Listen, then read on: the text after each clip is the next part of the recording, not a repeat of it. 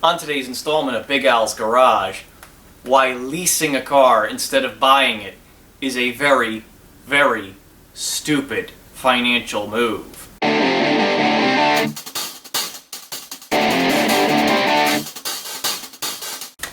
How y'all doing? I'm Big Al and welcome to the garage.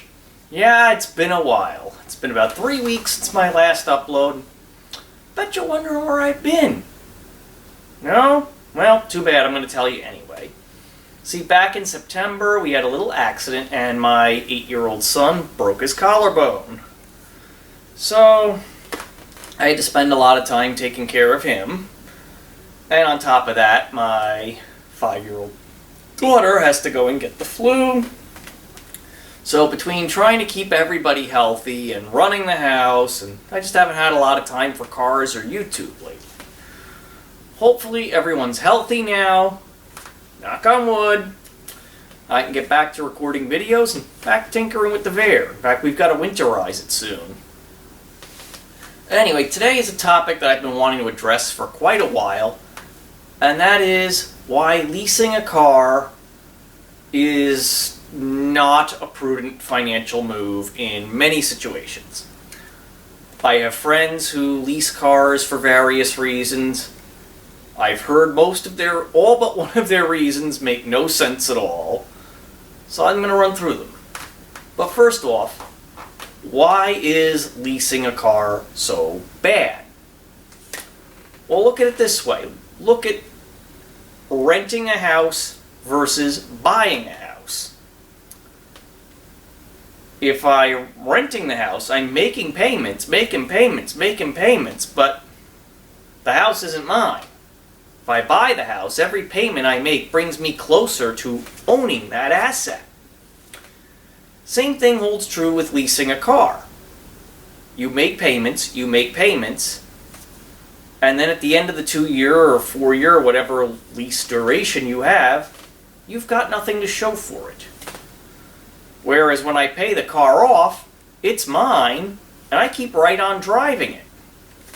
Now granted, lease payments can be cheaper than, a purchase payment, but you're never going to not be paying. Yes, I may pay, say, $20,000 to purchase a car, and I'll be making payments on that for a while. But eventually my payments are going to stop, and that $20,000 gets amortized out over, say, 10, 12 years, which brings my cost of ownership down almost under $1,000 a year. No, under $2,000 a year, I should say. And when you buy a car like that and you keep it for the long haul, your insurance premiums and personal property tax, if you live in a state like South Carolina that charges it, drop as the vehicle depreciates. When you lease a vehicle, you will always be paying high premiums and high property taxes. So that's the big reason. You're always going to be paying out the nose when you lease a car. Versus buying it, you pay it off, that car's putting money in your pocket. You're only going to be paying insurance, taxes, maintenance. That's it. That's all I pay for with my three vehicles. Although one of them does need to be replaced soon. But that is neither here nor there. But I'm going to get into some of the reasons now that people justify a lease over purchasing. And why all but one of them don't hold water. The first one is, well, people just want what they perceive to be a reliable vehicle.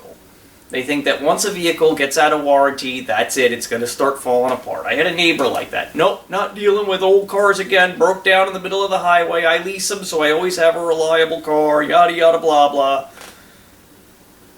The truth is, most cars today, as long as you take care of them, will go 200,000 miles relatively easily.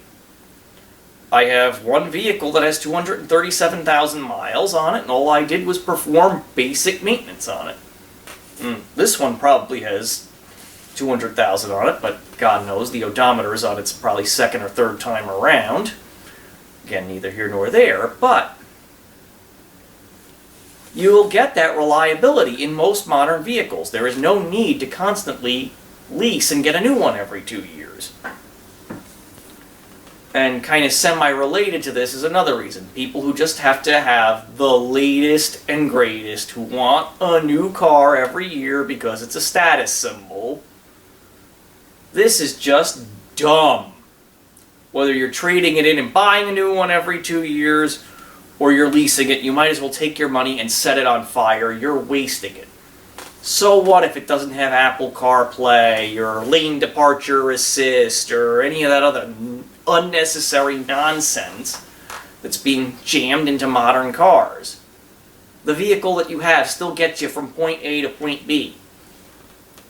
If you're one of these people who just has to have the latest and greatest of everything, not necessarily just cars, but cell phones, TVs, and appliances, you're never going to save any money. You're always going to be poor.